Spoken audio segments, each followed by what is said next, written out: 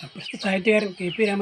രാമനിലൂടെ സുഭാഷ് ഗാന്ധിയും എന്ന ലളിത മാതൃഭൂമി ഓണപ്പത്തിൽ വായിച്ചു.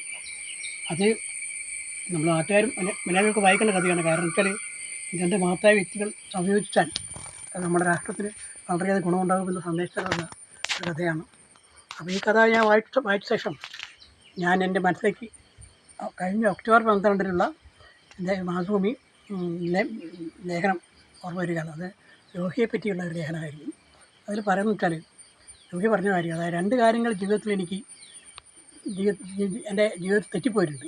എൻ്റെ ഒന്നാമതായിട്ട് എന്താ വെച്ചാൽ ഈ കോൺഗ്രസ് സോഷ്യലിസ്റ്റ് പാർട്ടി ഈ കോൺഗ്രസ് ഇലക്ഷൻ സമയത്ത് പട്ടാഭി സീതാരാമയ്യ ഒരു ഭാഗത്തും മറുഭാഗത്ത് സുഭാഷ് ചന്ദ്രബോസുമായിട്ട് ഇലക്ഷൻ നടന്നു. സോഷ്യൽ മൊത്തം സുഭാഷ് ചന്ദ്രബോസാണ് സപ്പോർട്ട് ചെയ്തത്. അപ്പം പക്ഷേ സുഭാഷ് ചന്ദ്രബോസ് ജയിക്കുകയും ചെയ്തു. അപ്പം ഗാന്ധിജി പട്ടാഭി സീതാരാമയ്യയ്ക്ക് വേണ്ടിയാണ് പ്രചരണം നടത്തിയത്. അപ്പം അത് ഗാന്ധിക്ക് വിഷമമുണ്ടാക്കാൻ ഗാന്ധി പറഞ്ഞത് എൻ്റെ പരാജയമാണെന്ന് പറഞ്ഞപ്പോൾ സോഷ്യലിസ്റ്റുകൾ മനഃപരിവർത്തനം വരികയും അത് സുഭാഷിൻ്റെ പക്ഷത്തും ഗാന്ധി പക്ഷത്തേക്ക് വീണ്ടും മാറുകയും ചെയ്ത സംഭവം ഉണ്ടായിരുന്നു. അത് തെറ്റായിപ്പോയി. സോഷ്യലിസ്റ്റുകൾ ഈ സുഭാഷ് ചന്ദ്രബോസിൻ്റെ പക്ഷത്തിൽ നിൽക്കുകയായിരുന്നു.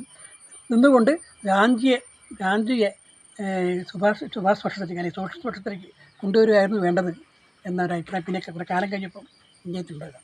ശരിയാണ്. കാരണം വെച്ചാൽ സുഭാഷ് ചന്ദ്രബോസിൻ്റെ അനുയായികളൊക്കെ നല്ല ആദർശശാലികളായിരുന്നു.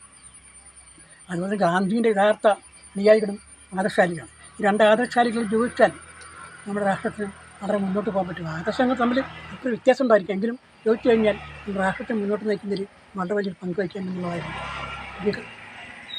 ലോഹിയെ കണ്ട കാര്യം. ശരിയാണ്. കാരണം വെച്ചാൽ അദ്ദേഹം പറഞ്ഞാൽ ശരിക്കും പട്ടാഭി സീതാരാമയ്യയുടെ ഗ്രൂപ്പിലേക്ക് വൻതോതിൽ സ്വാതന്ത്ര്യം ഇപ്പം കിട്ടുമെന്നുള്ള ധാരണ വന്നിട്ട് വൻതോതിൽ ആൾക്കാർ അവസരവാദികളും മറ്റേ വണ്ടവാനം കോൺഗ്രസിലേക്ക് കുടിയേറി. അവരാണ് ഈ പെട്ടെന്ന് എങ്ങനെ സ്വാതന്ത്ര്യം വാങ്ങിയിട്ട് നമുക്ക് അധികാരം കിട്ടണമെന്നുള്ള മുഖത്തിൽ ഇന്ത്യ പാകിസ്ഥാൻ വിഭജനത്തെ സപ്പോർട്ട് ചെയ്തുകൊണ്ട് നെഹ്റുവിനോട് കൂടെ നിന്നു. അങ്ങനെ അവരാണ് ഈ വിഭജനത്തിലേക്കും അതുപോലെയുള്ള നാശത്തിലേക്ക് നയിച്ചത്. അത് ഉണ്ടാവില്ലായിരുന്നു ഇങ്ങനെ പ്രവർത്തനം നമ്മൾ ചെയ്തെങ്കിൽ എന്ന് അദ്ദേഹം പറഞ്ഞു അറിഞ്ഞില്ല. പക്ഷെങ്കിലും അത് ഒരു ആശയമായിട്ട് നമ്മുടെ മനസ്സിൽ എപ്പോഴും നിൽക്കും. ആ ഒരു ആശയം തന്നെയാണ് മറ്റേ നമ്മുടെ കെ.പി. രാമനുണ്ണി തിരക്കഥയിലൂടെ പ്രകടിപ്പിച്ചത്. ഇദ്ദേഹത്തിന് സിനിമ കഴിഞ്ഞപ്പോൾ ഞാൻ പറയുന്നത് ഭാവനയാണ്. സിനിമ കഴിഞ്ഞ് വൻതോതിൽ ആൾക്കാർ വരെ ഈ സിനിമയുടെ വാഹനത്തിന് പിന്നാലെ വരികയും ആർപ്പ് വിളിക്കുകയും പ്രകടനം നയിക്കുകയെന്നൊക്കെ പറയുന്നുണ്ട്. ഏതായാലും ഇങ്ങനെ ആശയം മുന്നോട്ട് വെച്ചതിന് കെ.പി. രാമൻ സാറിന് ഞാൻ എല്ലാവിധ അഭിനന്ദനങ്ങൾ അറിയിച്ചോളൂ.